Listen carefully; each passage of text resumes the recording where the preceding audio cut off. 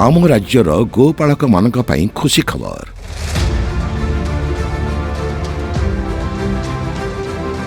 वर्तमान phone call माध्यम गोपालक निकट में कृत्रिम प्रजनन सेवा जोगाई दि जाउछि। घरे बसी गोपालक माने पाई पारुछंती गाई कृत्रिम प्रजनन सेवा। यह आम राज्यर पुरी, भद्रक, कटक, गंजाम, जाजपुर, बालेश्वर, मयूरभंज, बरगढ़, केन्द्रापड़ा और जगतसिंहपुर आदि 10टी जिले में कार्य करुछि। एबे किंतु ऑनकॉल द्वारा हमर कॉल कले सार माने आसे घरे सीमेंट देके जाउछन्ते।